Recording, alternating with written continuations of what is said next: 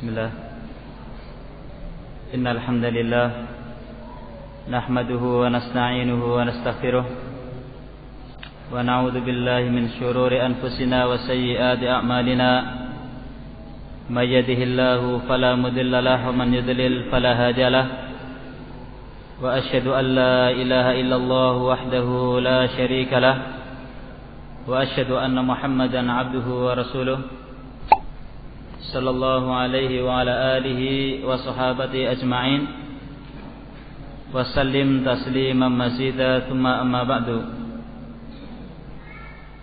Masyiral ikhwah rahimakumullah, kita sedang memasuki pada poin memilih pasangan hidup yang baik, yang sesuai dengan petunjuk agama. Karena pasangan yang baik akan membawa kebaikan di dunia ini dan kebaikan di akhirat nanti. Rasul sallallahu alaihi wasallam bersabda dalam hadisnya, "Liyattakhid ahadukum qalban syakiran wa lisanan dzakiran wa zawjatan mu'minatan tu'inuhu ala amril akhirah." Hendaklah salah seorang kalian menjadikan hati yang bersyukur dan lisan yang berzikir dan istri yang mukminah yang akan membantu dia kepada perkara akhirat. Hadis sahih riwayat Imam Ahmad, At-Tirmidzi dan Ibnu Majah. Rasul sallallahu alaihi wasallam memerintahkan kepada kita untuk memilih pasangan yang baik, pasangan yang akan membantu kita dalam melakukan ketaatan kepada Allah Subhanahu wa taala. Ketika seorang diberi rezeki oleh Allah Subhanahu wa taala mendapatkan istri yang salihah, maka dia telah mendapatkan kebahagiaan. Disebutkan dalam hadis riwayat Imam Hakim dan Al-Baihaqi dalam Asy-Syu'ab dari Sa'ad, arba'un minas sa'adah al-mar'atu salihah wal maskanul wasi' wal jaru salih wal markabul hani. 4 hal termasuk dari kebahagiaan. Ini bila seorang diberi 4 hal ini, berarti dia telah diberi kebahagiaan dari kebahagiaan dunia. Yang pertama adalah al-mar'atus salihah, wanita yang salihah. Dan ini adalah sebaik-baik perhiasan kehidupan dunia. Ad-dunya mata'un wa khairu mata'iha al-mar'atus salihah. Yang kedua adalah al-maskanul wasi', tempat tinggal yang luas, yaitu tempat tinggal yang mencukupi terhadap hajat dan kebutuhannya. Wal jaru salih, dan tetangga yang baik. Tetangga yang baik ini termasuk dari kebahagiaan seorang kalau dia punya tetangga yang baik. Namun sebaliknya, kalau dia punya tetangga yang jelek, yang mengganggu istrinya, mengganggu anaknya, mengganggu hartanya, maka ini al-jar at-talih, tetangga yang jelek. Dan dahulu dikatakan al-jaru qabla dar. Orang kalau ingin bangun rumah, itu lihat dulu tetangganya baru bangun rumah. Jangan karena ini tanahnya murah atau strategis, jangan. Karena bisa jadi orang membeli tanah untuk membangun di atasnya rumah, ini murah, strategis, tapi nggak tahu bagaimana tetangganya. Setelah dibangun ternyata istrinya sering diganggu, setelah dibangun ternyata hartanya kadang dicuri. Al-jaru qabla dar, al-jar qabla dar. Pilih tetangga baru bangun rumah. Wal markabul hani, dan yang keempat adalah kendaraan yang enak. Ini termasuk dari kebahagiaan seorang. Sehingga apabila seorang telah mendapat istri yang salihah, pegangi dengan erat-erat, jalin hidup rumah tangga bersamanya. Bersabarlah terhadap kekurangan yang ada, karena harta itu bisa dicari, kedudukan bisa dicari, adapun al-mar'ah salihah disulit sekali. Membentuk seorang wanita menjadi wanita salihah ini tidak bisa dalam sehari dua hari. Apabila seorang wanita telah terbentuk menjadi wanita salihah, kemudian seorang sudah mendapatkannya, maka pegangilah dia dan bersabarlah dengan kekurangan yang ada. InsyaAllah barokah akan datang. Barokah akan datang. Karena Nabi SAW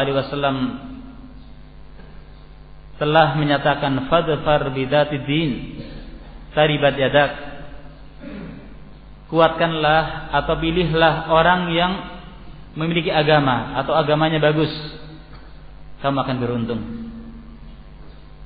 Wanita yang salihah akan mendatangkan keberuntungan. Dahulu di Madinah ada seorang wanita Ansar.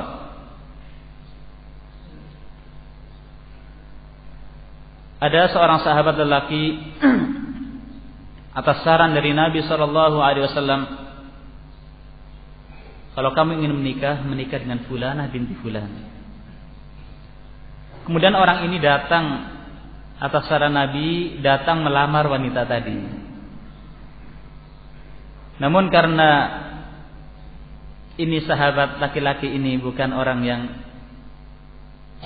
ekonominya lumayan dan bukan dari keluarga yang terpandang, orang tua perempuan ini keberatan.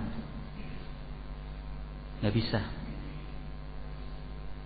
Ternyata si perempuan dari balik kamarnya mengatakan, apakah kalian wahai keluargaku menolak sesuatu yang menjadi pilihan Rasulullah? Apakah kalian menolak sesuatu yang menjadi pilihan Rasulullah? Nikahkan saya dengannya. Ketika si wanita ini memang mau menikah dengan laki-laki itu, dan dia yakin dengan mengikuti Nabi pasti di situ ada barokah. Walaupun berat juga terkadang seorang menikah dengan yang bukan sepadan. Tapi kalau ini adalah pilihan dari Nabi, tidak ada pilihan lebih bagus dari pilihan Nabi. Kemudian wanita itu pun menikah dengan sahabat tadi. Mereka melewati hari-harinya dengan penuh kebaikan. Kemudian pada suatu saat laki-laki ini ikut berperang fisabilillah dan mendapatkan ghanimah, harta rampasan perang yang banyak. Kemudian tidak berapa lama suami dari perempuan itu meninggal. Semoga Allah meridainya. Setelah dia meninggal, maka tidak ada di Madinah wanita yang paling kaya lebih dari wanita tadi. Apa yang dibayangkan oleh orang tua wanita tadi, bahwa ini orang bukan orang punya.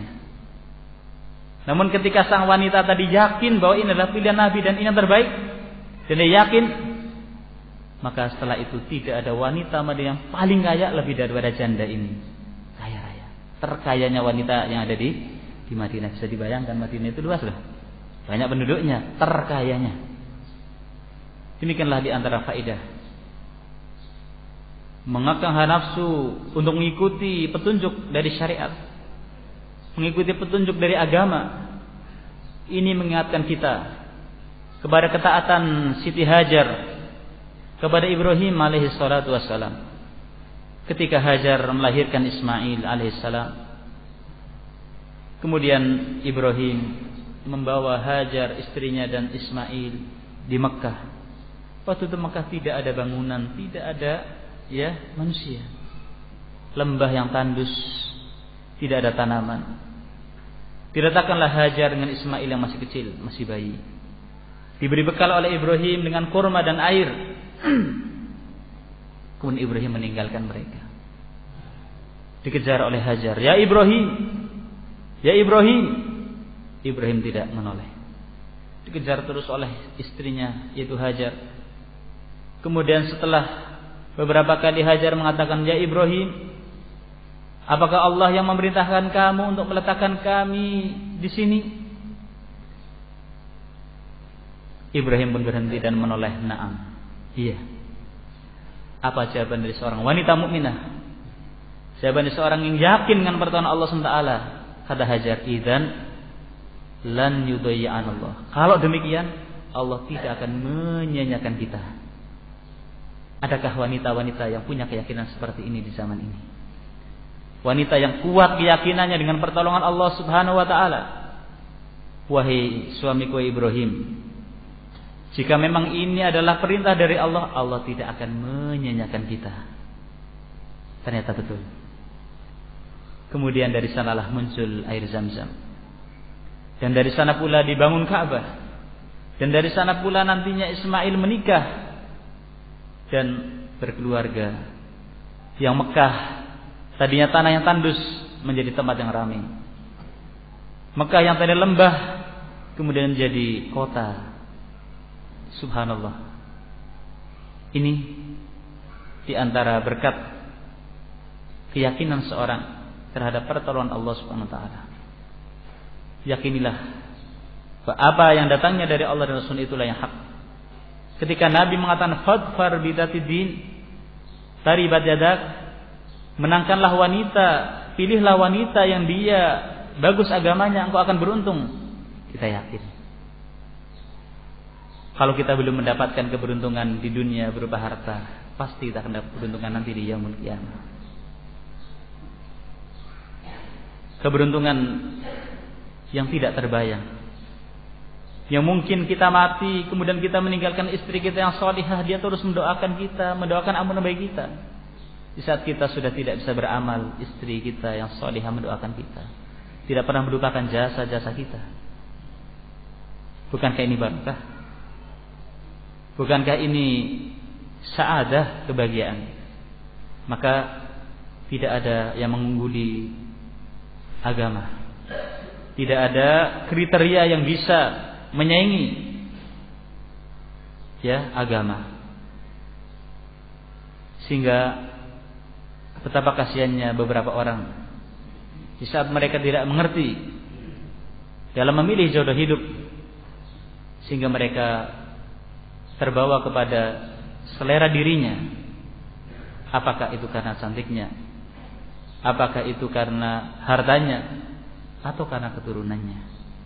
Tidak memperhatikan masalah agama. Kisah-kisah tentang perjalanan kehidupan rumah tangga yang hancur berantakan telah banyak. Padahal harta ada di tangan mereka. Kedudukan pun mereka memilikinya. Kecantikan dan kegantengan pun melekat pada diri mereka. Namun ketika diri mereka kosong dari iman, jiwa mereka kosong dari ilmu dan ad-din, maka berujung dengan perceraian, berujung dengan pertikaian. Apa yang diharapkan dari pernikahan, adanya sakinah dan mawaddah, tidak terwujud. Cukup orang lain menjadi pelajaran dan kita yang mengambil hikmahnya. Dahulu ulama mengatakan, orang yang bijak adalah orang yang mampu mengambil pelajaran dari orang lain, bukan dijadikan pelajaran oleh orang lain.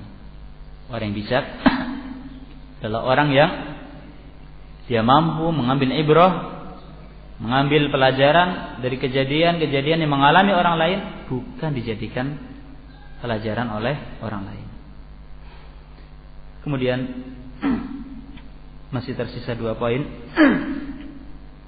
yaitu hak-hak suami istri. Kemudian poin yang terakhir adalah bahaya yang bisa menggoncang kehidupan rumah tangga.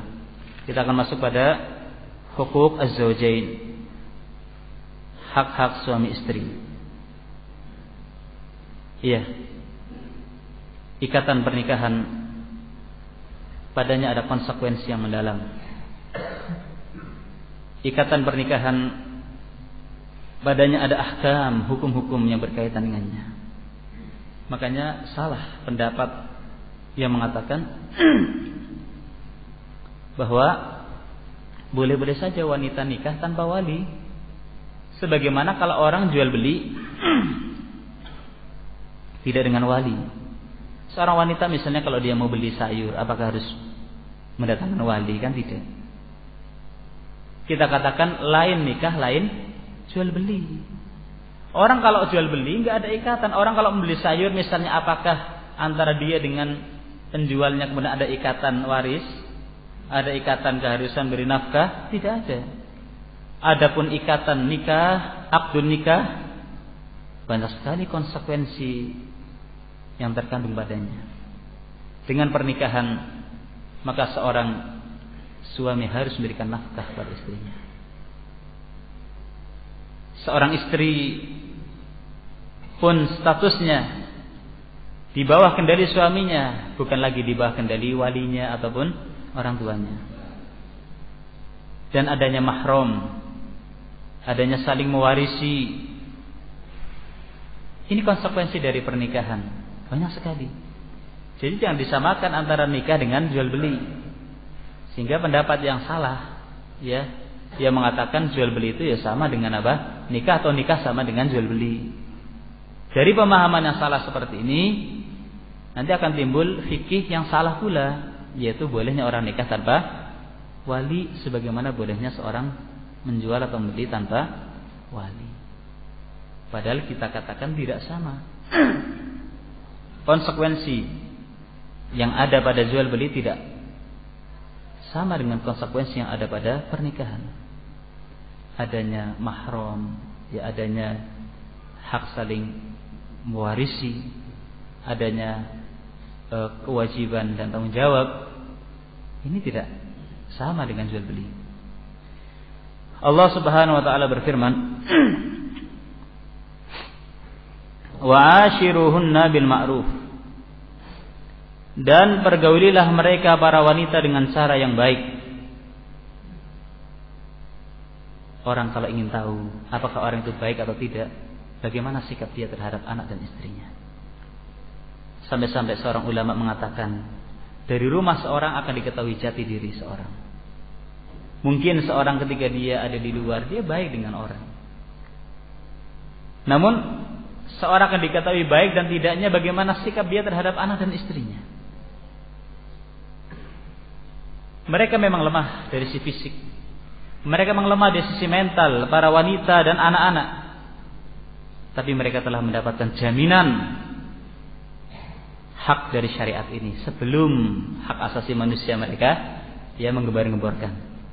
Syariat telah seawal memberikan jaminan hak mereka terpelihara. Nabi mengatakan, khairukum li ahli wa ana khairukum li ahli. Sebaik-baik kalian adalah orang yang paling baik terhadap keluarganya, dan aku adalah orang yang baik terhadap keluargaku. Seperti itulah Nabi ketika menyebutkan, beliau juga mencontohkan. Ketika beliau sallallahu alaihi wasallam menyebutkan bahwa orang yang baik adalah orang yang baik terhadap keluarganya, maka dia pun mencontohkan bagaimana pergaulan beliau dengan anak-anak dan istrinya.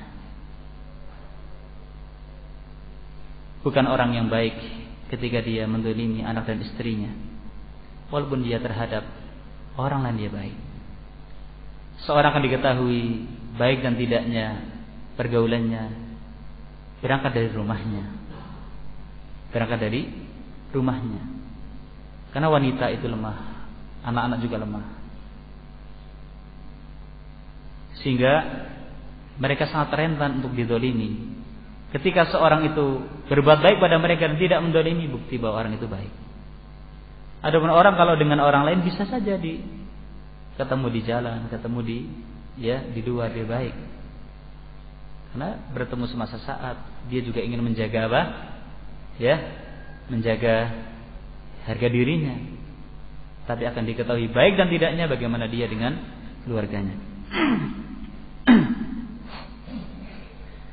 Wa qala wa lahunna mislu alladhi 'alayhinna bil ma'ruf walirrijali 'alayhinna darajah. Allah Subhanahu wa taala mengatakan, dan bagi para istri ada hak yang harus diberikan secara wajar, sebagaimana mereka juga punya kewajiban. Seperti itulah konsekuensi kehidupan rumah tangga. Ada hak-hak yang harus dipenuhi, ada kewajiban-kewajiban yang ditunaikan,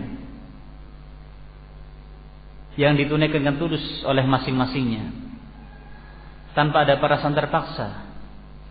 Jika keyakinan ini telah terpatri pada hati suami istri, yakin kehidupan mereka akan bahagia, kehidupan rumah tangga mereka akan harmonis.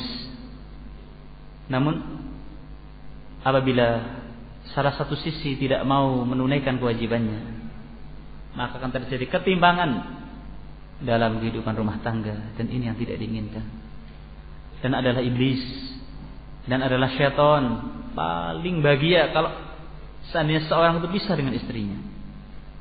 Adalah syaitan atau iblis mengutus pasukannya di muka bumi. Mereka pun membuat kerusakan, menggoda manusia supaya mereka melenceng dari agama. Kemudian setelah itu mereka datang menghadap iblis, menghabarkan tentang usaha mereka dalam menggoda manusia. Ketika datang syaitan membawa hasil dengan mengatakan, aku bisa memisahkan si fulan dengan istrinya, aku bisa memisahkan si fulan dengan istrinya. Maka syaitan seperti ini diambil oleh iblis, didekap oleh dia. Anta, kamu bagus, kamu orang yang hebat. Jadi syaitan itu inginnya memisahkan, yang memisahkan kehidupan yang sudah harmonis di antara keluarga. Sehingga subhanallah, seorang suami istri harus bisa menahan diri. Seorang suami istri tidak mudah mendengar isu, karena banyak sebuah kenikmatan itu yang hasad kepadanya. Hasad, mungkin seorang lihat, ya Allah, ini istri, suami istri dalam kondisi harmonis. Atau ada seorang dia ingin menikah dengan istri orang, sementara dia masih punya suami. Bagaimana caranya agar dia cerai dengan suaminya? Didatangkanlah gosip atau isu, didatangkan kepada istrinya berita, suami kamu kemarin atau tadi bersama wanita. Orang yang tidak mau tabayyun, langsung suaminya pulang langsung ngamuk istrinya, berbicara enggak karuan, dan bahkan kalimat cerai pun diucapkan segera dicerai. Padahal itu hanya berita dusta untuk menceraikan di antara mereka. Seperti itulah hasad, segala cara akan dilakukan walaupun ini batil, walaupun ini diharamkan. Waliyadzubillah. Maka perlu adanya pengertian dari suami istri. Jangan mudah menyerap setiap isu yang datang mengenai mereka. Bisa jadi di balik dari isu itu ada maksud-maksud jahat untuk memisahkan kehidupan yang selama ini telah terjadi dengan baiknya. Di antara hak istri yang pertama, ta'limu had-din, mengajari istri dengan mengajari agama, agama. Dan ini hak yang banyak terlupakan. Orang kira kalau dia punya istri kewajibannya memberi nafkah saja. Tidak. Bahwa hak ta'lim, hak pendidikan, inilah hak yang paling utama. Hak yang paling utama. Kalau orang mengatakan, saya orang bodoh, gak bisa apa-apa, bukan berarti kemudian telah lepas. Bahwa kamu masih bisa memiliki buku-buku yang baik, atau kaset-kaset atau CD-CD yang baik, atau kamu mengarahkan dia ke majelis taklim, memberi keluasan. Artinya diberi peluang istri itu untuk mempelajari agama, karena itu yang terpenting. Karena ketika seorang wanita ini baik, nanti faedahnya adalah untuk mendidik generasi yang baik pula. Dahulu seorang penyair mengatakan, Al-ummu madrasatun in a'datta laha. Ibu adalah madrasah jika kau persiapkan sejak dini. Kalau kita membaca sejarah orang-orang yang besar, ternyata di balik dari mereka adalah para wanita.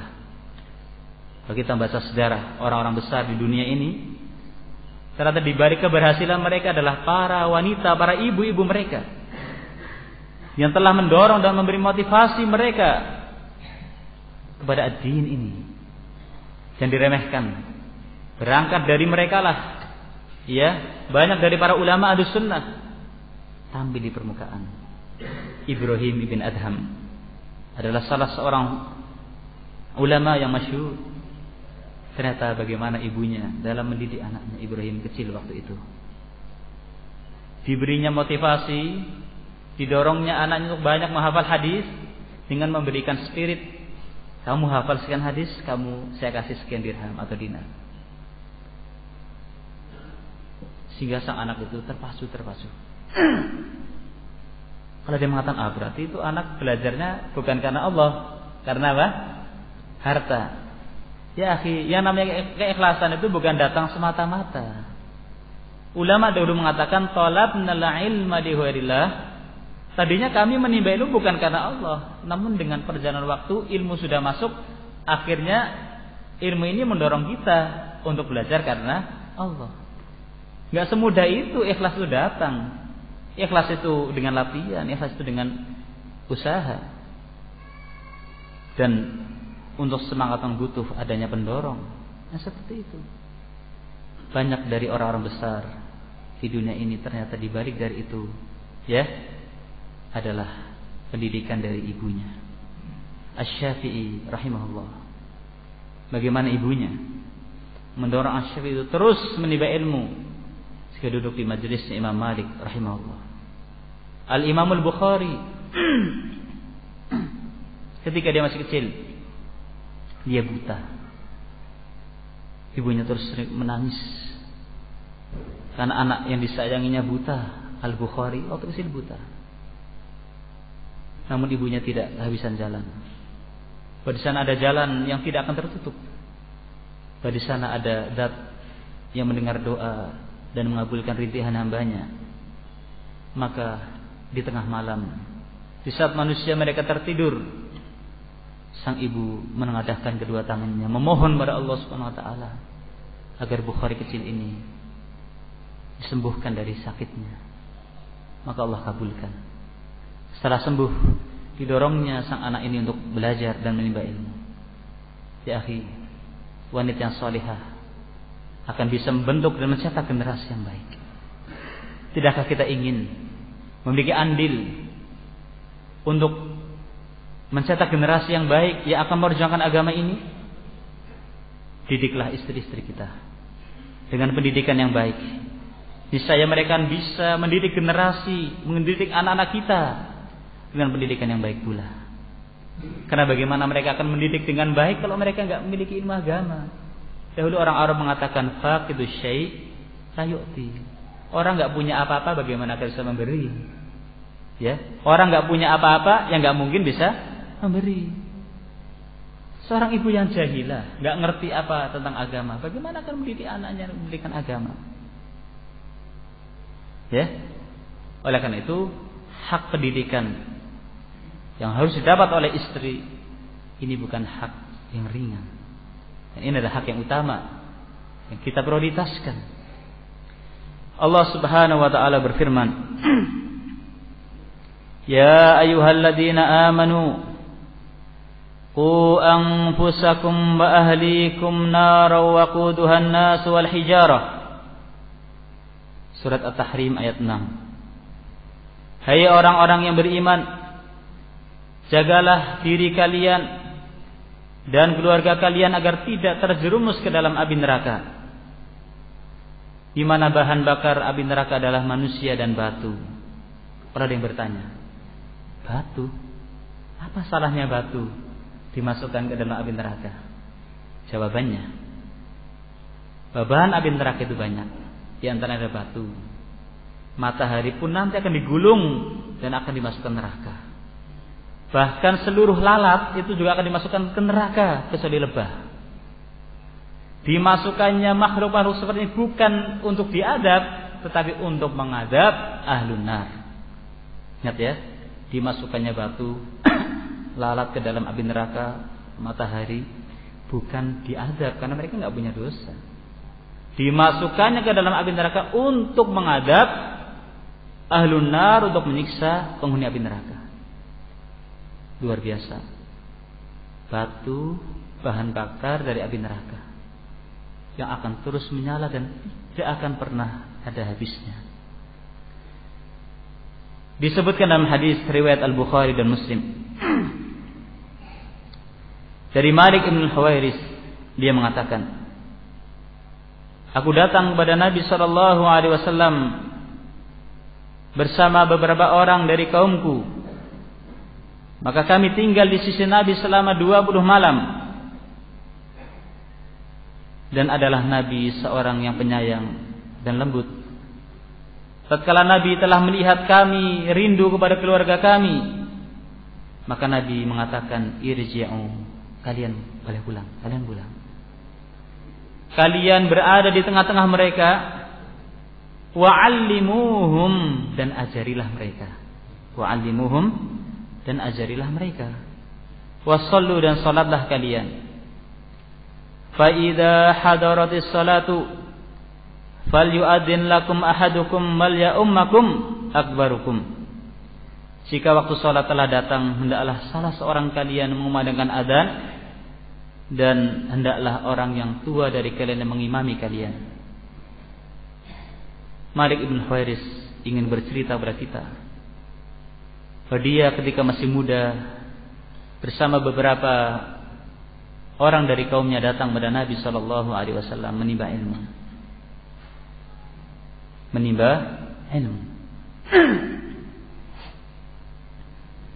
Ketika sekitar 20 malam mereka duduk di majelis Nabi SAW, dan Nabi sangat tahu tentang kejiwaan mereka. Mereka telah merindukan istri-istri mereka, merindukan keluarga mereka. Nabi pun tidak ingin menahan. Nabi memberikan kemudahan untuk mereka pulang kepada keluarganya. Tapi ingat, allimuhum, ajarilah mereka. Seperti inilah ilmu yang telah kita dapat. Tidak hanya clipping pengetahuan yang kita simpan di otak kita, namun kita ajarkan pula kepada orang lain, terlebih kepada keluarga kita, anak dan istri kita, agar mereka mengerti ilmu, agar mereka mengerti jalan petunjuk daripada kesesatan. Wa'allimuhum, dan ajarilah mereka. Seperti ini Nabi SAW memberikan bimbingan pada para sahabat. Ketika mereka telah banyak menimba ilmu, maka ilmu ini disampaikan. Dan yang utama dan paling pertama adalah siapa? Keluarga mereka. Kemudian Nabi mengatakan, fa idza hadaratis shalah, apabila salat itu telah datang, hendaklah salah seorang dari kalian mengumandangkan adzan. Ini membuktikan bahwa adzan itu adalah fardu kifayah. Artinya kewajiban yang apabila sebagian orang telah melakukan, gugur kewajiban dari yang lainnya. Jadi tidak semua orang harus adzan, itu tidak. Ya ahadukum wal ya ummakum akbarukum, dan hendaklah orang yang paling tua dari kalian yang mengimami kalian. Ulama mengatakan di sini berarti kriteria seorang imam lebih dari sekedar seorang apa? Muadzin. Ketika muadzin, Nabi mengatakan salah seorang kalian. Ketika imam, Nabi mengatakan salah seorang, tapi yang paling tua. Ini menunjukkan bahwa kedudukan imam lebih mulia dari kedudukan apa? Muadzin. Oleh karena itu, Nabi itu muadzin atau imam? Nabi imam, bukan muadzin. Maksudnya di sini, kalau adzan, ya, tidak ada kriteria seketat apa namanya menjadi imam. Ketika adzan, Nabi mengatakan salah seorang kalian adzan. Namun ketika sholat, yang mengimami orang yang paling apa? Tua. Ya, orang yang paling tua. Jadi yang pertama adalah hak pendidikan. Dan manakala seorang wanita itu tumbuh di atas kesalihan, maka dia akan menjadi pembantu baginya dalam ketaatan pada Allah Subhanahu wa taala. Dahulu ada seorang wanita, ketika suaminya keluar dari rumahnya ingin mencari rezeki, wanita salihah ini mengatakan, wahai suamiku, carilah kamu rezeki yang halal. Kami keluarga siap untuk hidup lapar, tapi kami tidak mampu menahan api neraka. Paham gak maksudnya? Wahai suamiku, carilah rezeki yang halal. Karena kami masih siap menahan lapar, tapi kami gak siap untuk tersentuh oleh apa? Api neraka. Tidakkah kita ingin punya istri yang seperti ini? Langkah kita diingatkan, usaha kita ya diluruskan. Kita ingin yang seperti ini. Ajarilah mereka agama, bimbing mereka, bawa mereka pada majelis taklim, sehingga mereka nantinya bermanfaat bagi kita dan bagi anak-anak kita. Yang kedua, memberikan nafkah kepada istri. Apakah yang berupa makanan? Apakah yang berupa pakaian? Apakah yang berupa minuman? Atau yang berupa tempat tinggal? Jadi orang kalau sudah beristri, itu kewajiban suami itu untuk memberikan tempat tinggal bagi istrinya. Apakah dia membangun sendiri atau dia ngontrak atau apa? Yang jelas dia menempatkan. Sehingga ketika misalnya seorang istri menuntut, saya sudah menikah dengan kamu, saya nggak bisa campur dengan bapakmu dan ibumu, dengan mertua saya nggak bisa. Saya dibikinkan rumah atau dikontrakan rumah. Maka seorang suami mencarikan rumah. Karena hak bagi istri untuk menuntut. Ya, hak bagi istri untuk apa? Mendapatkan hak rumah. Apakah itu disewakan atau dikontrakkan atau apa? Dia membeli, membuat. Nah, seperti itu. Karena sulit ya akhi. Terkadang seorang hidup masih berbaur dengan orang tua. Terlebih seorang kalau tua itu cemburunya itu besar sekali biasanya. Anda mungkin pernah alami kan? Ya kan? Seorang anak yang tadinya dekat dengan orang tuanya, ketika dia sudah punya istri dan masih baur dengan orang tuanya, itu orang tua cemburu biasanya. Karena apa? Yang biasanya nih anak ya dekat dengan ibunya, dengan bapaknya, kini lebih dekat dengan apa? Istrinya misalnya, atau istri lebih dekat dengan suaminya.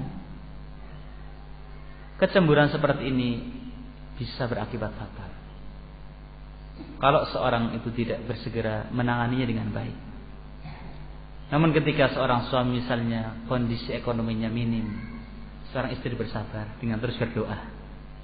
Karena bagaimana seorang dituntut sesuatu yang tidak mampu, ya kan? Karena Allah SWT mengatakan la yukallifullahu nafsan illa ma ataha. Allah tidak membebani jiwa kecuali dengan sekemampuannya. Sehingga ketika memang suami tidak mampu, ya dia bersabar dengan sembari berdoa dan berusaha. Ya, sembari berdoa dan berusaha. Nah, Nabi SAW ditanya, ma haqqu zawjati ahadina alaihi? Apa hak istri salah seorang dari kita atas suaminya? Qala an tun'imaha idza ta'imta wa taqsuha idza iktasaita wa la tadribil wajha wa la tuqabbih wa la tahjur illa fil bait. Engkau memberi makan dia jika engkau makan. Jika engkau tidak makan, ya tidak ada kewajiban, kamu sendiri enggak ada sesuatu untuk dimakan. Namun jika kamu makan, istri kamu dikasih makan. Wa taksuha idza iktasaita, dan engkau memberi pakaian dia jika engkau berpakaian. Dan jangan kau memukul wajah, dan jangan kau menjelek-jelekan dengan mengatakan semoga Allah jelekkan wajahmu. Jangan. Dan janganlah engkau memboikot istri kecuali dalam rumah. Jadi hak makanan, pakaian yang didapat oleh istri, ya, yang harus diberikan oleh suaminya untuk istrinya. Ini sebuah kewajiban yang diberikan oleh suaminya kepada istrinya. Sehingga ketika seorang suami ini bakhil, tidak memberi kepada istrinya yang cukup pada dia punya, boleh bagi istri untuk mengambil dari harta suaminya tanpa seizinnya. Kisahnya pernah Hindun binti Utbah, istri dari Abu Sufyan ibn Harb, mengadu kepada Nabi, "Ya Rasulullah, wa Rasulullah, inna Abu Sufyan rajulun syahih. Wa Rasulullah, suami saya Abu Sufyan itu seorang yang bakhil, kikir. La yu'tini min malihi ma yakfi. Dia tidak memberikan kepadaku nafkah yang mencukupi." Maksud cukup di sini yang wajar. Nah, kalau dikatakan cukup ya kadang enggak cukup-cukup juga. Artinya yang wajar. "Apakah ya Rasulullah boleh bagi saya mengambil harta suami saya tanpa sepengetahuannya?" Apa kata Nabi? "Khudhi ma yakfiki wa baniki bil ma'ruf." Ambillah olehmu sesuatu yang mencukupimu dan anak-anakmu dengan cara yang wajar. Ingat, ada kalimat cara yang wajar. Bukan, wah ini kesempatan ngambil sebanyak-banyaknya. Tidak. Nabi mengatakan, "Khudhi ma yakfiki wa baniki bil ma'ruf." Ambillah sesuatu yang mencukupi kamu dan anak-anakmu dengan cara yang wajar. Jadi ketika seorang suami tidak menunaikan haknya, tidak memberikan nafkah secara wajar pada dia mampu, maka boleh bagi istrinya untuk mengambil dari harta suaminya sebatas nafkahnya. Ingat, sebatas nafkahnya. Dan tentunya tidak boleh seorang istri dia mematok, pokoknya setiap hari saya dikasih 50.000. Saya nggak tahu kamu dapat sehari 1.000 atau dapat 100.000, yang penting 50.000. Kalau kurang berarti kamu utang. Subhanallah. Allah sendiri mengatakan, liyunfiq du sa'atin min sa'ati, wa man qudira alaihi rizquhu falyunfiq mimma atahu Allah, la yukallifullahu nafsan illa ma ataha, sayaj'alullahu ba'da usrin yusra. Hendaklah orang yang memiliki keluasan rezeki, dia memberikan sesuai dengan keluasannya.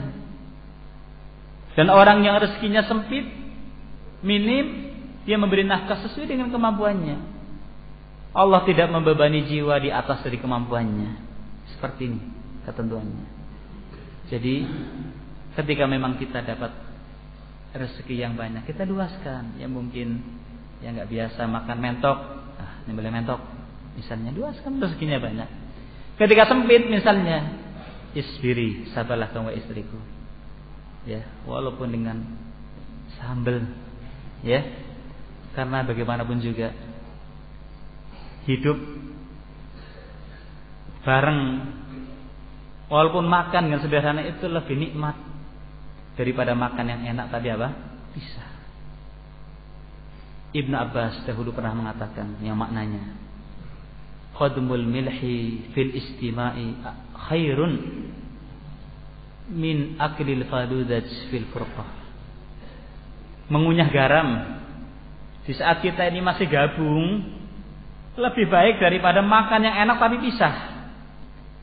Makanya dahulu orang Jawa mengatakan, mangan orang mangan, sing penting kumpul. Nah, ada dahulu ada falsafah seperti itu ya. Kayaknya mendekati qaul Ibnu Abbas ya kayaknya. Gitu.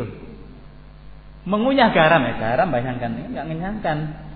Mengunyah garam tapi di saat kumpul bareng lebih baik daripada apa? Makan yang enak tapi apa bisa? Bisa dibayangkan orang-orang yang mendapatkan gaji yang banyak namun jauh dari anak dan istrinya. Itu sengsara. Sehingga kalau dia sudah jauh dari anak dan istrinya kemudian gajinya sedikit, rugi dia. Karena ongkos sosialnya itu mahal loh. Pisah dengan anak dan istri itu sebuah siksaan apa? batin. Kok gajinya sedikit, ya rugi dia. Jadi kalau gaji banyak memang itu sebagai apa? Ganti dari ongkos sosial. Pisah dengan istri kok. Sudah pisah dengan istri, gajinya minim lagi. Ya, sudah jatuh ketimpa tangga lah seperti itu. Ya, ini contoh saja. Artinya memang memberian nafkah kepada istri itu disesuaikan dengan kemampuan. Dan seorang istri pun jangan menuntut yang berlebih. Jangan menuntut yang berlebih. Jadikanlah ya suami itu yang menjadi orang yang terus sabar dalam memegang dia.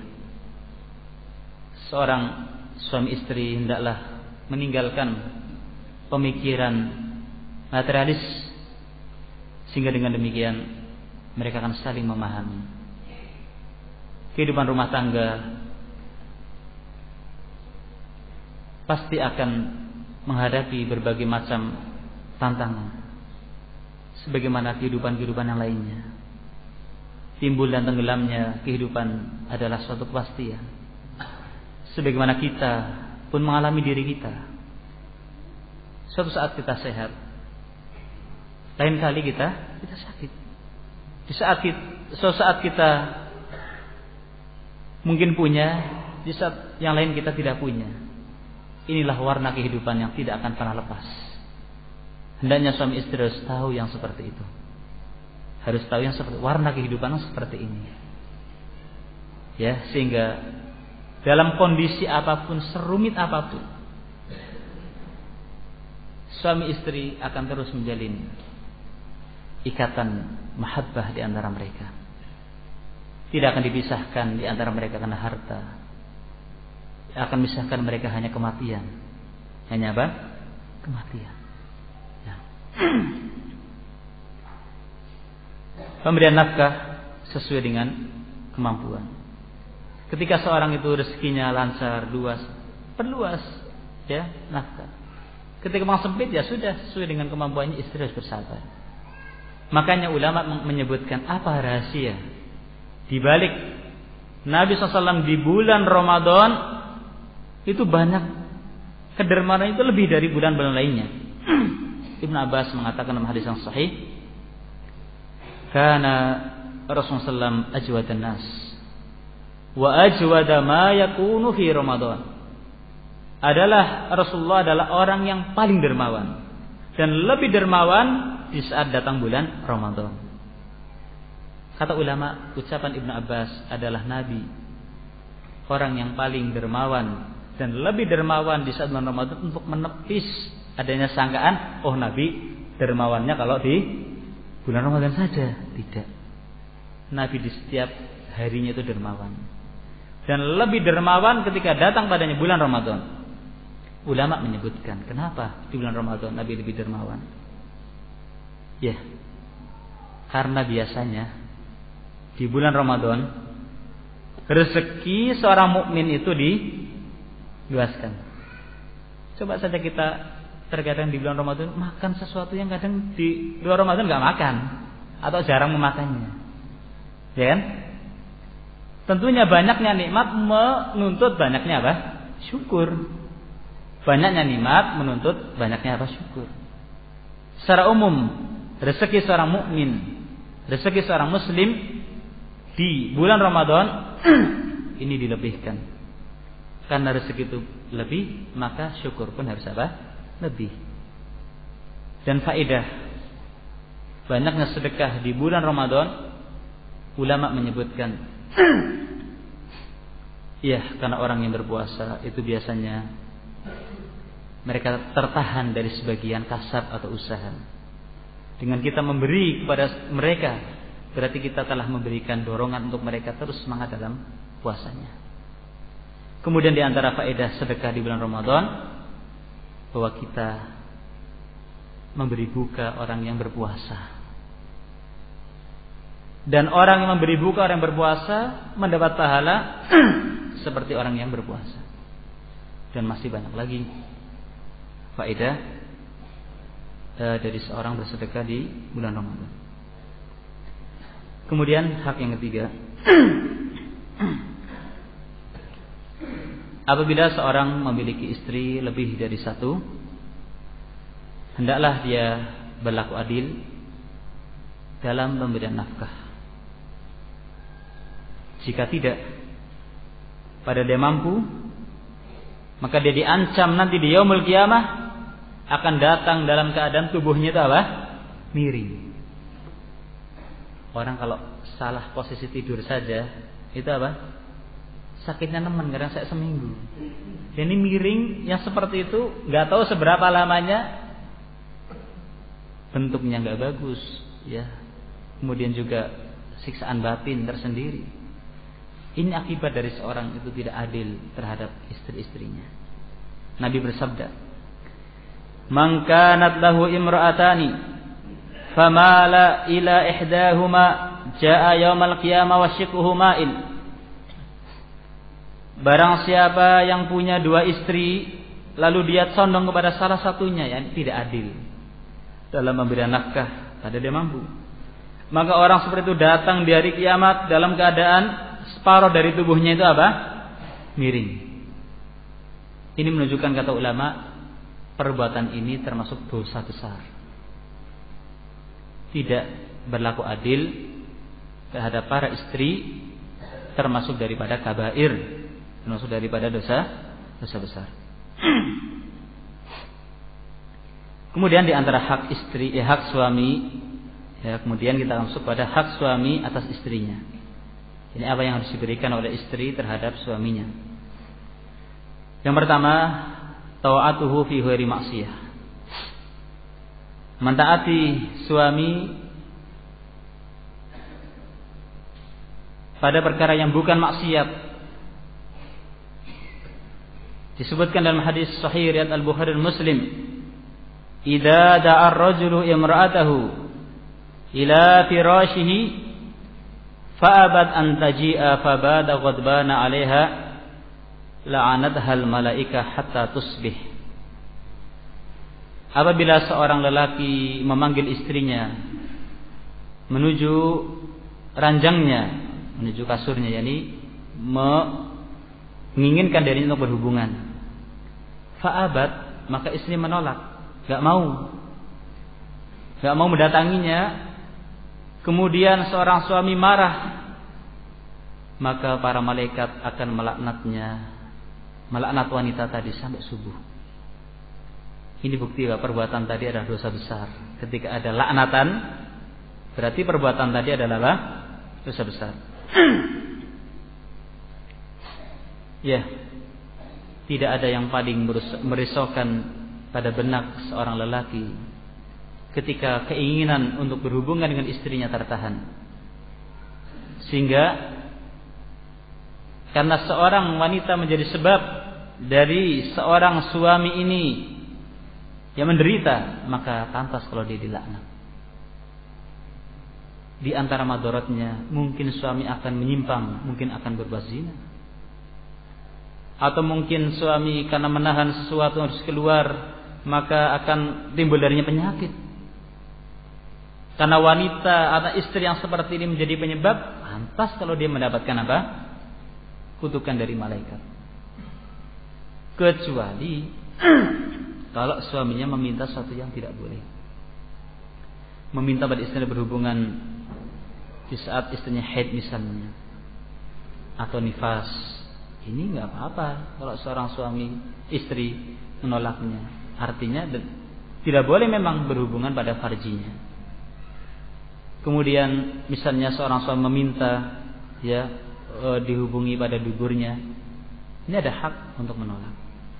Atau seorang istri sakit keras, nggak bisa dia melayaninya, sakit keras sekali. Nah, penolakan yang seperti ini, karena ada alasan yang syar'i.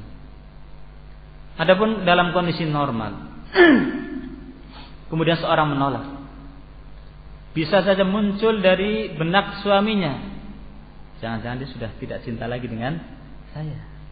Bisa-bisa dia sudah cenderung dengan apa? Laki-laki lain. Akan timbul keributan di tengah-tengah keluarga. Ya, di tengah-tengah keluarga. Sehingga Nabi mengatakan, apabila seorang lelaki memanggil istrinya untuk hajatnya, hendaklah dia mendatangi walaupun dia sedang masak. Walau ala tanur, kata Nabi, walaupun di atas tungku, ini sedang masak. Ya mungkin bisa dikecilin dulu. Ya, insya Allah nggak gosong. Ya, masakannya. Orang namanya syahwat muncul kan nggak ngerti kapan kan. Makanya yang bagus itu hubungan itu nggak usah dijadwal. Jadwal nanti malam nggak bisa. Kapan itu ada syahwat? Ya bisa saja maksudnya. Tapi maksudnya yang paling bagus itu memang ketika itu muncul. Ya, shadiq, tanpa dipaksakan, itu yang paling apa? Paling bagus. Dalam kondisi yang memang aman. Ya, saya tahu kalian. Ya.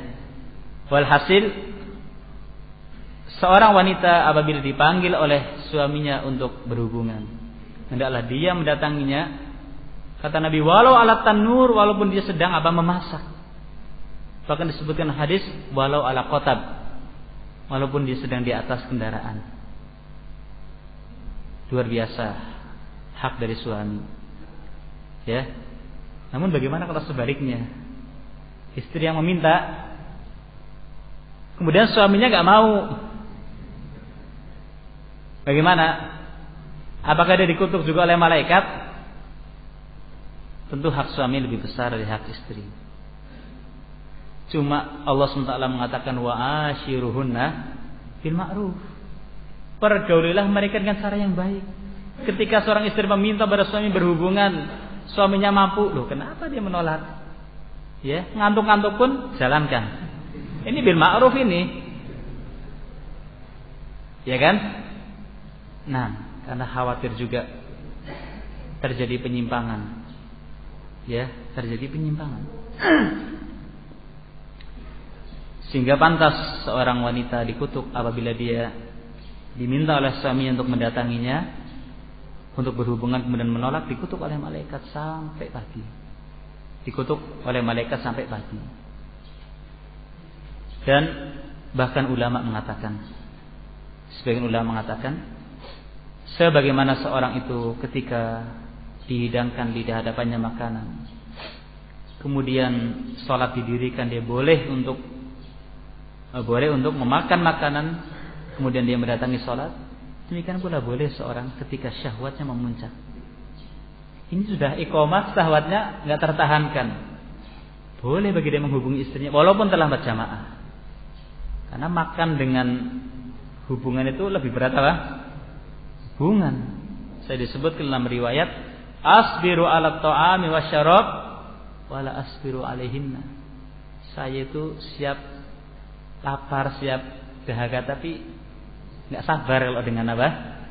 Dengan mereka para wanita. Artinya syahwat dia terhadap wanita ini ya lebih daripada yang lainnya. Baik.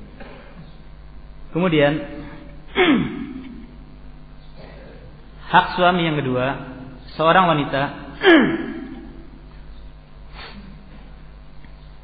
tidak melakukan suatu kegiatan yang menjadikan kesempurnaan seorang suami dalam bernikmat-nikmat dengannya menjadi kurang, walaupun amalan ibadah.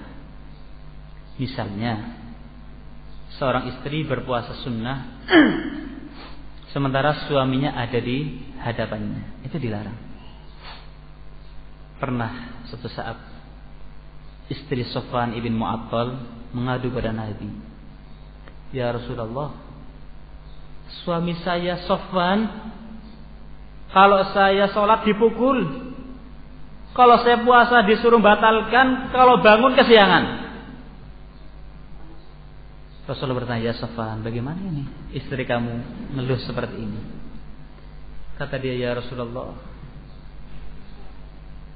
tidak ada ya Rasulullah seorang pemuda atau seorang yang syahwatnya itu tinggi lebih dari saya, ya Rasulullah. Saya ini anak muda, sehingga saya itu ketika istri saya sholat saya pukul. Maksudnya kalau baca bacaan suratan jangan panjang-panjang, saya sudah nggak tahan ini. Maksudnya seperti itu. Ya kalau baca suratan ya suratnya nggak jangan panjang-panjang, dia sudah ngengken cepat ya nih sholatnya. Orang Syahwatnya muncak bagaimana? Adapun kalau puasa dia saya pukul ya Rasulullah, saya ini syahwatnya besar sekali ya Rasulullah. Maka Nabi mengatakan seorang wanita tidak boleh puasa di saat suaminya hadir kecuali dengan seiznya. Ini puasa yang sunnah. Kalau puasa Ramadan nggak harus izin dan nggak boleh bagi suami untuk menghalang-halanginya. Adapun saya Rasulullah kalau bangun kesiangan, memang kami ini jenis orang yang kalau tidur itu, ada orangnya jenis kalau tidurnya itu apa? Tenggelam sudah. Tahu-tahu sudah apa? Sudah siang. Jadi bukan sengaja memang dia membangunkan di siang hari. Cuma memang ada jenis orang yang kalau tidur itu terlelap, bangun-bangun sudah agak siang. Intinya, lihat seorang wanita, walaupun itu dalam masalah ibadah yang sunnah, seandainya menjadikan suaminya itu tertahan daripada sebagian dari haknya pun tidak dijalankan. Di sini hak suami didahulukan dari hak Allah yang sunnah. Ya, hak suami yang wajib didahulukan dari hak Allah yang sunnah. Kalau ada yang mengatakan seperti ini subhat ya kan? Ya nggak apa-apa, puasa saja perempuan. Tinggal nanti kalau suaminya ingin kan, tinggal batalkan puasanya.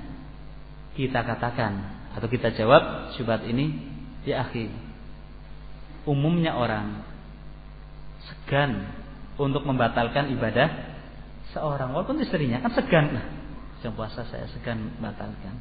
Sementara syahwatnya memuncak, keinginan dirinya tak tertahankan. Bagaimana? Maka seperti ini ketentuannya, seorang wanita tidak puasa sunnah sementara suaminya ada, kecuali dengan seizinnya. Kecuali kalau suaminya sudah pergi ke luar negeri misalnya, puasa sunnah nggak apa-apa, karena memang tidak ada halangan. Kemudian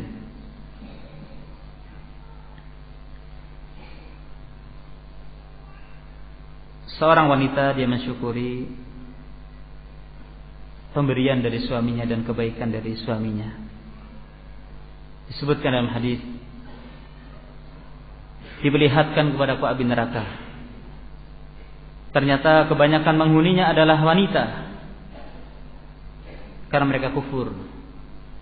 Bukan karena kufur kepada Allah, tapi mengingkari persahabatan dan mengingkari kebaikan. Kalaulah dia berbuat baik kepada salah seorang dari wanita sepanjang masa, lalu dia melihat darimu, ini kalau engkau berbuat baik kepada mereka sepanjang masa, kemudian dia melihat darimu sesuatu, dia mengatakan aku belum pernah melihat darimu kebaikan sedikit pun. Subhanallah, mudahnya terucap kalimat ingkar terhadap kebaikan suami. Jangan sampai yang seperti ini. Oleh karena itu Nabi SAW pada khutbatul Id, pada khutbah hari raya, setelah Nabi berkhutbah di hadapan ya para rijal, para lelaki, Nabi mendatangi kelompok wanita. Kemudian di antara pesan dari Nabi, wahai para wanita, bersedekahlah kalian, karena aku melihat kalian itu kebanyakan penghuni api neraka. Kemudian berdirilah seorang wanita bertanya, Rasulullah kenapa? Kemudian Rasulullah mengatakan karena wanita itu banyak mengingkari kebaikan suami. Dengan serta-merta para wanita melemparkan perhiasan mereka. Ada yang melemparkan gelangnya, melemparkan kalungnya, anting-antingnya. Dengan segera mereka berinfak, bersedekah. Dari hadis ini ulama mengatakan bahwa amalan sedekah adalah salah satu amalan yang bisa menghindarkan seorang dari adab benar, adab api neraka. Ketika Nabi mengatakan wahai para wanita bersedekahlah, karena aku melihat kebanyakan kalian adalah penghuni api neraka. Ini bukti bahwa amalan sedekah adalah di antara amalan yang paling utama untuk menyelamatkan seorang ya dari adab api neraka. Dan lihat pula bagaimana cepatnya wanita sahabat dalam menyambut ajakan syariat ini. Dan mereka tidak hitung-hitung kalau memang Dengan menginfakkan ini taruhannya mereka selamat dari api neraka. Kenapa mereka tidak infakkan? Kalung mereka lemparkan, gelang mereka lemparkan, anting-anting mereka lemparkan, diberikan sedekah.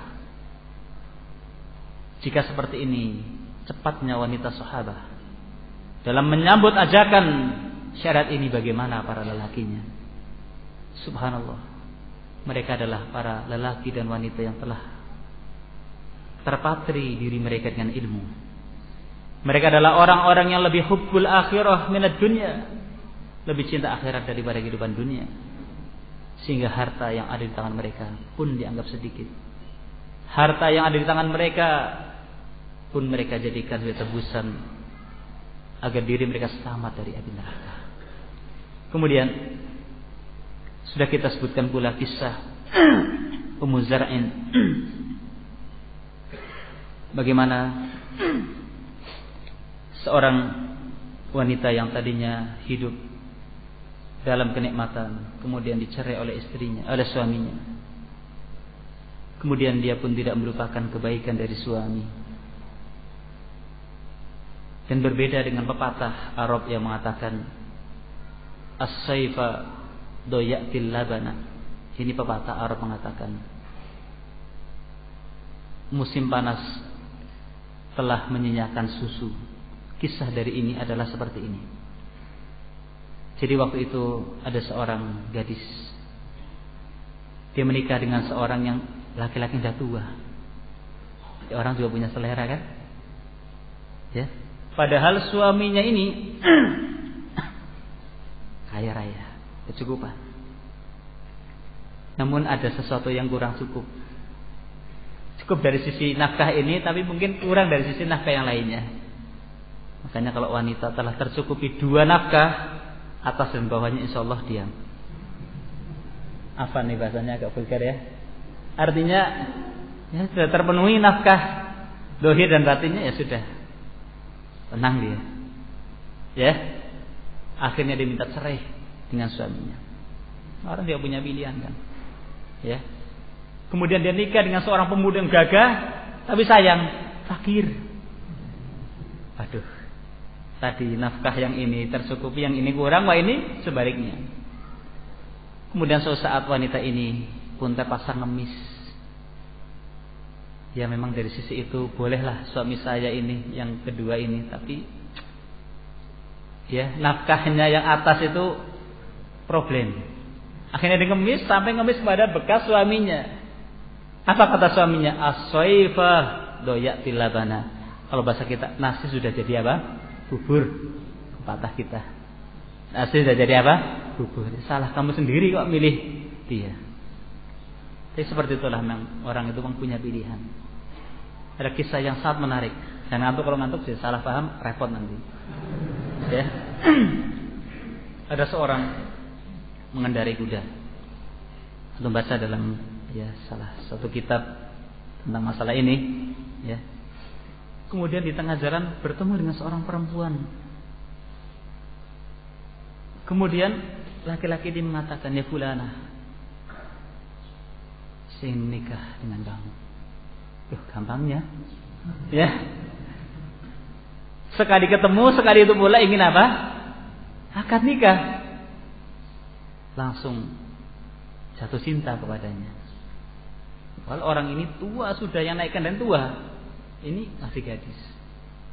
Kata perempuan tadi, wahai fulan, kamu belum tahu saya. Kalau kamu tahu saya sudah putih rambutnya, ya kan, dan keriput kulit saya, kamu tidak akan mau apa? Dengan saya. Dengan seketika dia pun tancap, ya, kudanya dilarikan. Oh ternyata ini wanitanya sudah apa? Tua. Dia pun mau lari. Panggil oleh wanita tadi. Sini. Sebenarnya saya tidak seperti itu. Saya seorang gadis yang masih muda. Namun saya juga punya pilihan. Sebagaimana kamu tidak ingin kan dapat wanita yang sudah tua, saya pun nggak mau dapat orang tua seperti kamu. Ya akhi, memang yang punya selera cuma laki-laki saja. Perempuan juga punya selera. Kan itu, ada seleranya. Kurang apa lagi? Sabit bin Qais bin Syammas, sahabat Nabi. Sahabat Nabi yang termasuk dijamin masuk surga. Dan dia adalah orator orang Ansor di Madinah. Kurang apa coba? Ya, Sabit bin Qais bin Syammas. Namun ternyata istrinya minta cerai, minta khulu. Kurang apa coba? Oratornya orang Madinah. Kalau mereka ada hajat, ini yang berbicara. Terkenal. Dan salah seorang yang dijamin masuk surga. Tapi istrinya minta khulu. Ya mungkin dari sisi ini ada, tapi mungkin gantengnya kurang, sehingga istrinya minta cerai, minta khulu. Kata Nabi, apakah kamu mau mengembalikan maharnya? Hadikoh, kebun yang dulu diberikan untuk kamu. Apa kata istrinya? Ya, bahkan tak tambah. Ya, tak kembalikan, bahkan tak tambah.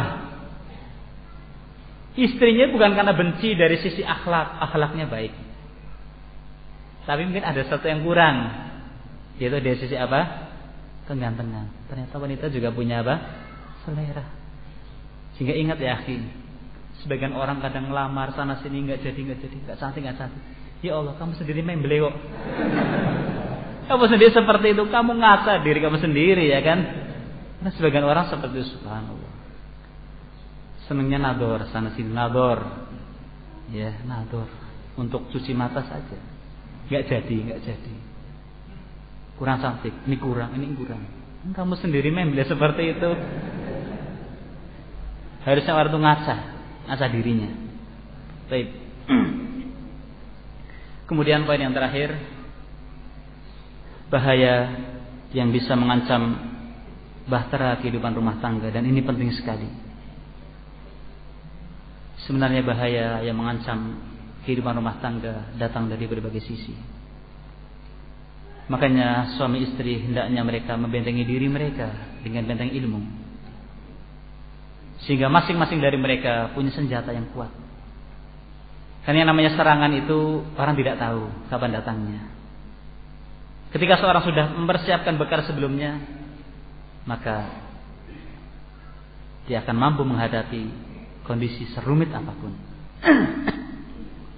Di antara bahaya yang akan bisa menggoncang keharmonisan kehidupan rumah tangga adalah al-khulwah bil mar'atil ajnabiyah. Menyepinya seorang dengan wanita yang bukan mahramnya. Seorang istri atau seorang perempuan yang sudah punya suami, dia menyepi dengan seorang lelaki yang bukan mahramnya, atau sebaliknya.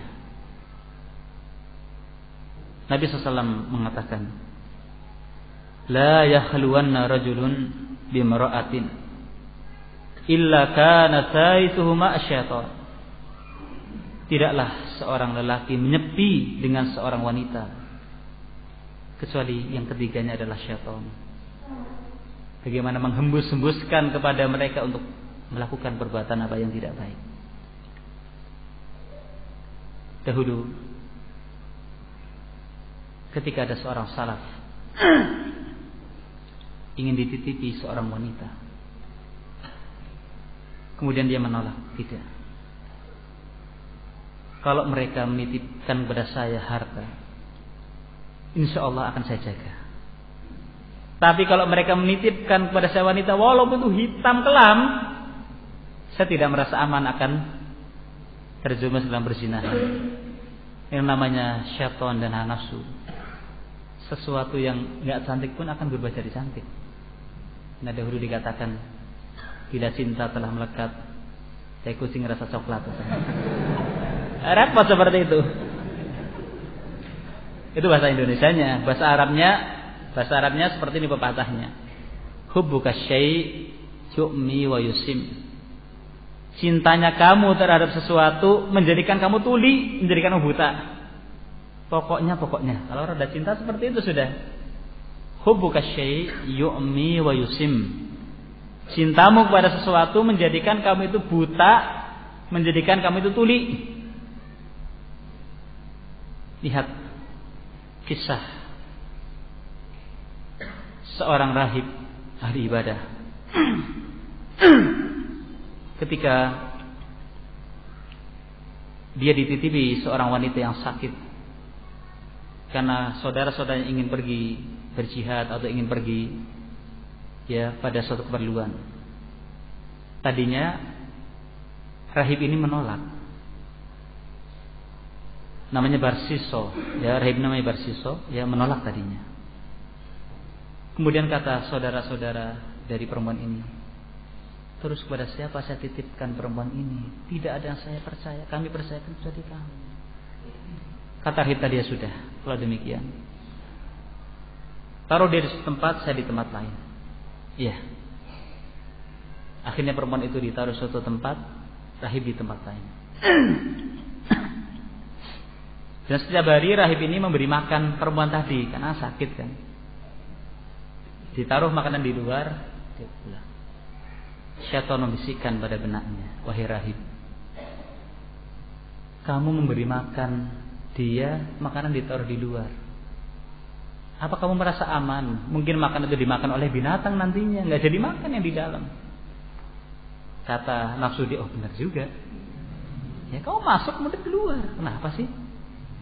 Akhirnya hari berikutnya rahib itu masuk, ngasih makan keluar.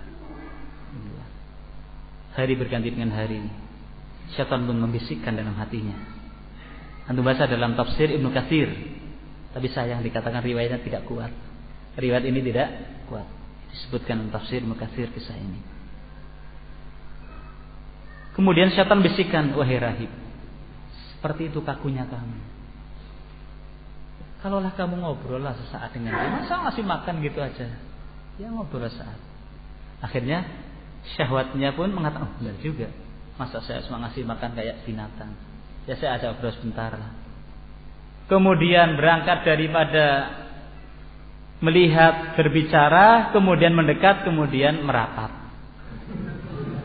Terjadilah perzinahan yang tidak bisa dielakkan. Kemudian wanita itu pun hamil. Dan betapa takutnya rahib ini. Bagaimana nanti ketika saudara-saudaranya pulang?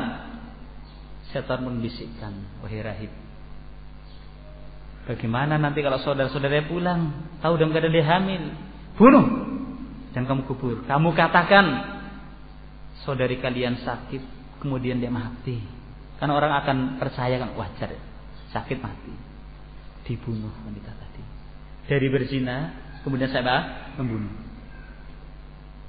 Kemudian dibunuh dan dikubur di bawah kolong, di bawah tempat tidur. Ketika saudara-saudara mereka pulang dan menanyakan mana saudari kami, rahib mengatakan, saudari kalian itu telah mati dan telah dikubur. Mereka tidak curiga karena rahib itu orang ahli ibadah kan, percaya. Dan memang ketika mereka meninggalkan dalam kondisi apa? Sakit. Tapi subhanallah, ternyata mereka pada suatu malam bermimpi. 3 orang atau saudara-saudaranya bermimpi sama. Cuma ketika mereka bangun, mereka semuanya, ini mimpi buruk, tak mungkin rahib berbuat seperti itu, saya bunuh. Keesokan harinya pun mereka tidur bermimpi sama. Akhirnya mereka nggak tahan. Kemarin saya bermimpi seperti ini, saya bermimpi bahwa saudari kita dibunuh. Yang lainnya pun mengatakan, iya saya juga mimpi sama. Yang lain juga sama, iya saya mimpi sama. Kemudian saya itu ditangkaplah rahib itu dan diperiksa. Ternyata dia mengaku iya. Lihat apakah syaitan telah berhenti dari menggoda manusia? La, tidak. Ketika nyawa masih ada terus digoda. Kemudian dia disalib oleh penguasa dan dibunuh. Dalam tiang penyalipan, syaitan datang mengatakan, wahai rahib, hari ini tidak ada yang bisa menyelamatkan kamu ya dari musibah kematian ini kecuali saya. Maka sujudlah kepada saya akan tolong. Kata rahib dalam kondisi diikat, disalib, bagaimana saya ini akan bisa sujud pada kamu sementara tubuh saya disalib seperti ini? Kata iblis, cukup kamu merundukkan kepalamu, itu sujudnya kamu. Kemudian rahib itu pun menundukkan kepada iblis. Kemudian waliyadzubillah, apakah iblis menepati janjinya? Lembing-lembing dan tombak-tombak dari penguasa ini pun mencabik-cabik tubuhnya. Ternyata iblis pun lari dan tidak menolongnya.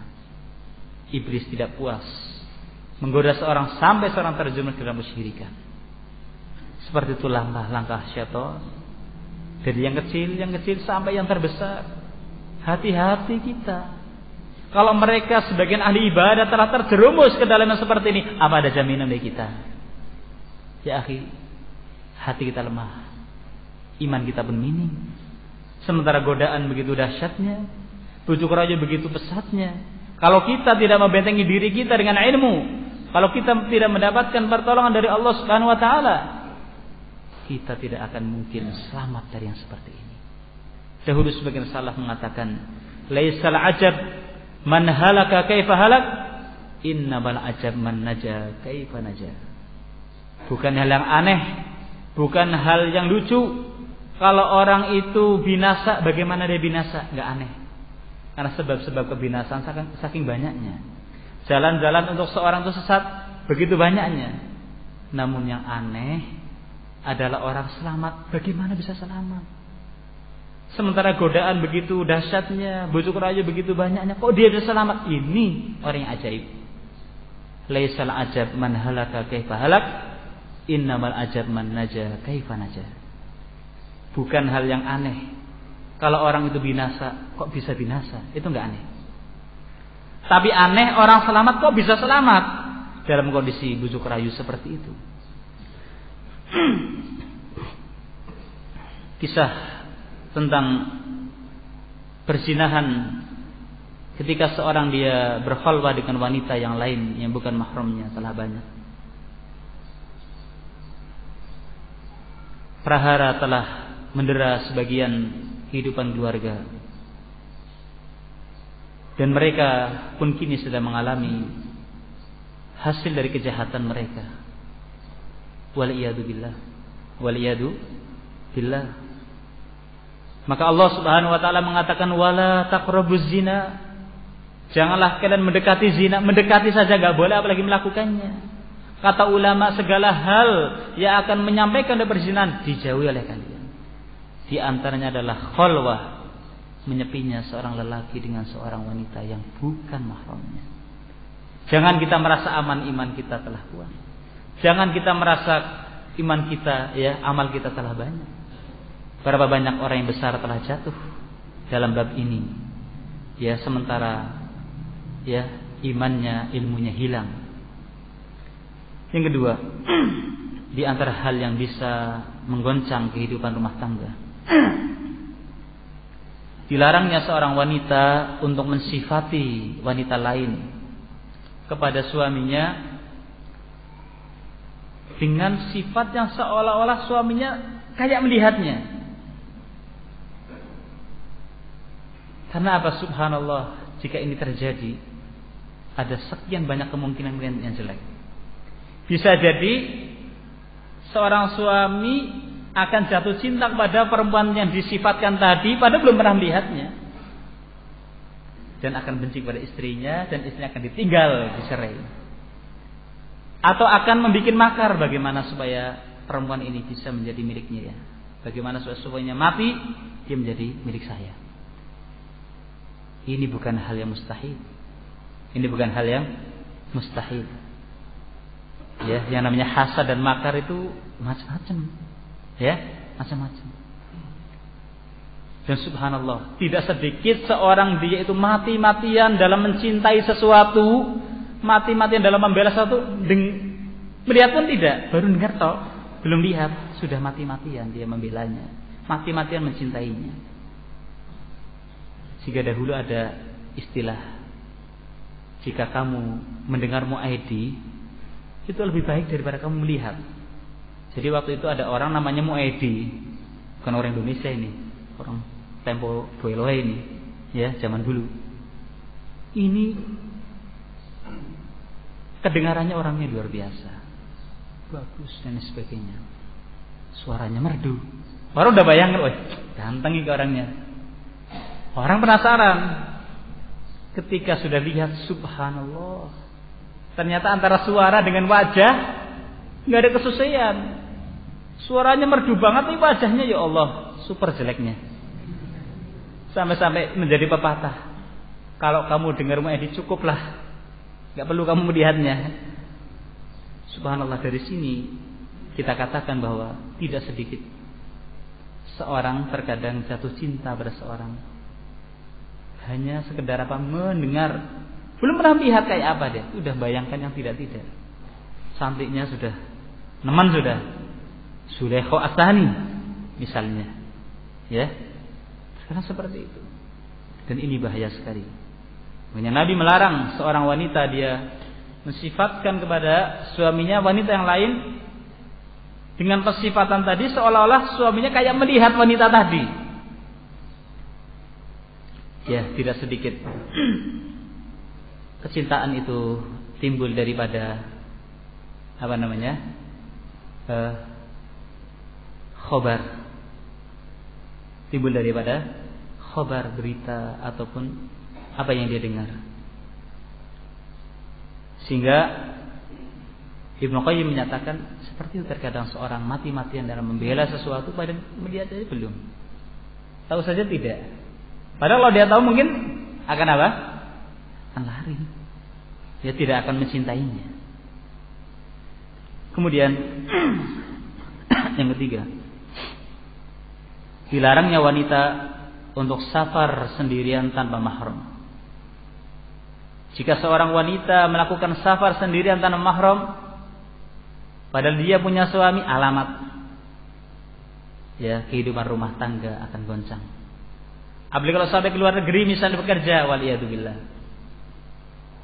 Seorang wanita kalau pergi ke luar negeri kerja misalnya, kalau dia belum punya suami, dengan dia masih gadis dengan belum punya suami, itu lebih berani yang sudah punya suami. Dan dia pernah merasakan, dan dia tahu cara-caranya. Kalau masih gadis takut dia mungkin berbuat zina, masih rasa takut. Hati-hati, sehingga tidak sedikit pulang ya sudah bawa anak, sudah bawa suami, dicerai juga belum sama suaminya yang asli. Waliyadzubillah, waliyadzubillah. Nabi SAW mengatakan, la tusafirul mar'ah illa ma'adi mahram. Tidak boleh seorang wanita melakukan safar kecuali dengan mahramnya. Disebutkan waktu itu ada seorang wanita yang cantik, dia tawaf di Ka'bah. Kemudian ada seorang lelaki jatuh cinta kepadanya.